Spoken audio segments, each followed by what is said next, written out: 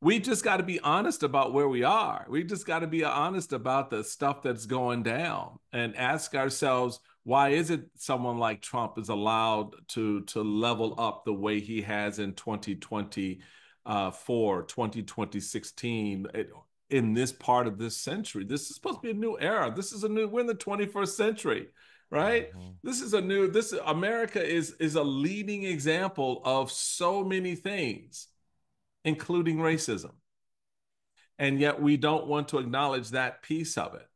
And so it's just for me about being honest, which is why when you look at storylines that you touch on in the grift, it really sort of brings it out a little bit more into the open to say there are a lot of different pieces that come into this game and into this space in a way. And beneath it, that thread that sort of goes through some of it is race.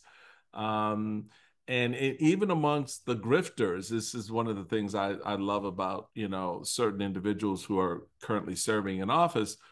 They think they're in the club, Yeah, but brother, they just yeah. pat your ass on the head when you when they put you up to be the Speaker of the House when you know damn well you weren't going to be Speaker of the House. Come on now. So Mm. that's the part of Maybe, it. maybe he needed some Jim Crow because the black family was together during Jim Crow. We It were was great. together doing we had to be because we were surrounded by a whole lot of people that didn't want us to come out of our house. Right. Come on, That's like man. saying there was lower black unemployment during slavery. Like that's how Right. ridiculous that comment was. Right. That's essentially what you're saying.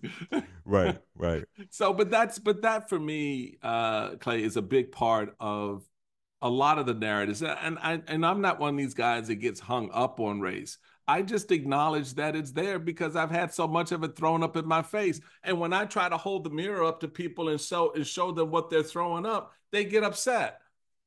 So what I don't understand when you tell your story, when I tell my story, why do white folks lose their mind? Why is that such a problem? Why are you so afraid of your children learning our experience? We know theirs. You tell us that every Hmm. day, right? Yes. So why can't we just as a co-partner in this great experiment called America, because you white folks and black folks created this thing together largely on the backs of black folks, but okay. But we were in this thing together. There's a reason there's this thing called 1619, not because of the project, but because it actually happened the way it Right. happened. Okay, can we acknowledge history at least? And so when we can't even do the basic stuff, man, I mean, why are we sitting here thinking that somehow we're now in a different space when we're actually not, because we're not even being honest about the stuff that's already happening around us? Donald Trump sat on the stage at the National Association of Black Journalists and said openly, I just don't know if she's black, Kamala's black or what she is. She just suddenly became black. I mean, how the hell do you do that and not think objectively looking at that? Well, damn, that's a no highbrow level of racism.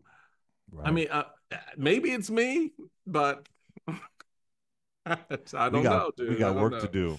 Someone like you in 2024 could not get elected in the Republican Party now. No, Uh, Ronald Reagan you wouldn't win a Republican nomination today. Right. You wouldn't see Colin Powell No, be elevated now.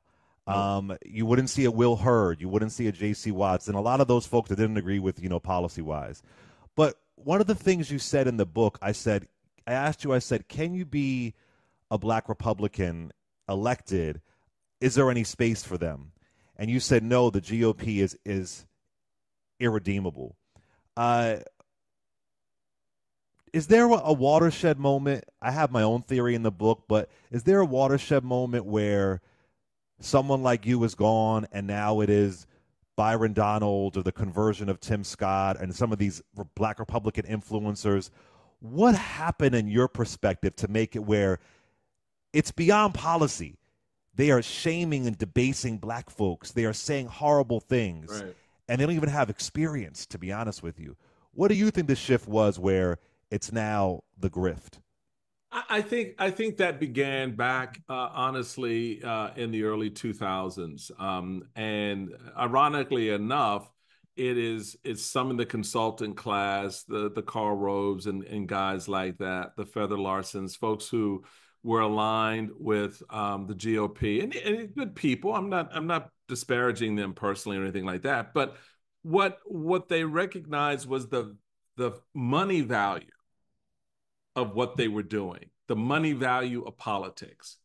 Up to a certain point, up to that point, you could say the value of politics was animated by public policy, and the political advantage of who controlled the House, who controlled the Senate, who controlled the White House. So it was always trying to seek it. And the one thing you can say about politics, it was always trying to seek balance.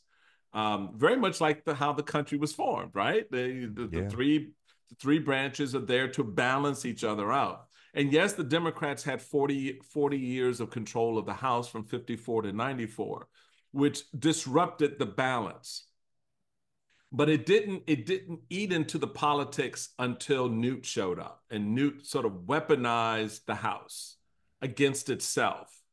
And that began to create the levels of fissures that allowed others from outside to put in place influence through money.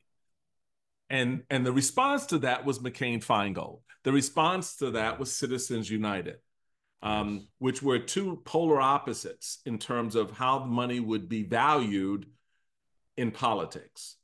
One was to control that access, McCain-Feingold. The other was to open that access up, Citizens United.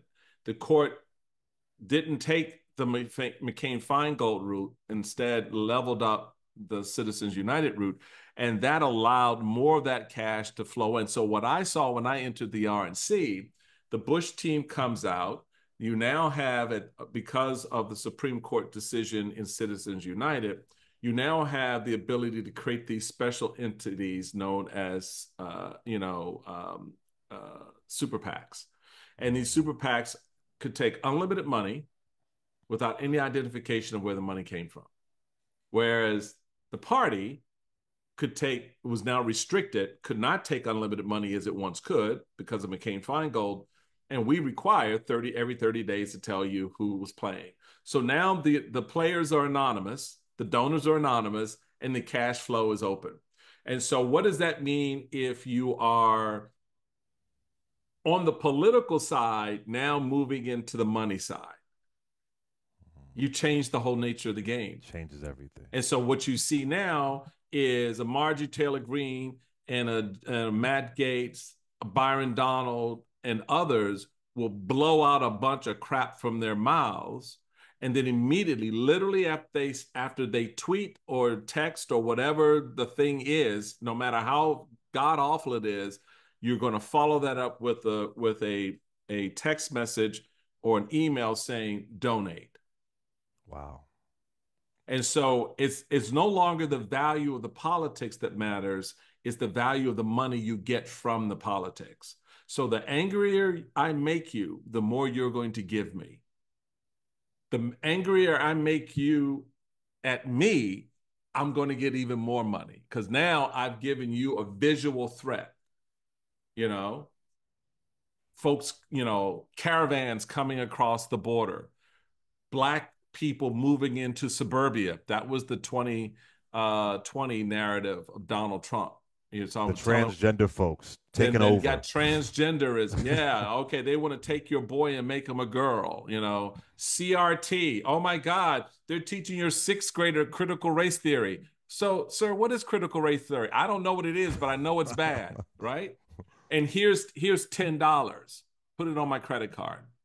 So you can begin to see how, for Republicans, the power shift was not for holding power for the purposes of advancing policy. It's holding power for the purposes of making money. And those who are willing to do that, that opens the door. Just opens the door. Because if folks want to be critical of what I just said, then tell me, between 2016 and the very moment I just said what I said, please tell me what policy Republicans have passed on healthcare, the environment. Nothing. the Not national even immigrate. economy. Not even immigration. Not And even they had an immigration. immigration bill. Not even immigration. And on the economy, don't throw up that BS tax bill because your ass didn't benefit from it unless you Yeah. were making well over of, excesses of millions and millions of dollars. You didn't see the benefit. I was talking to a brother who was so despondent because he thought he was getting all this money. He looked at his paycheck. His paycheck went up $50 under that tax bill passed by Republicans and Donald Trump. $50.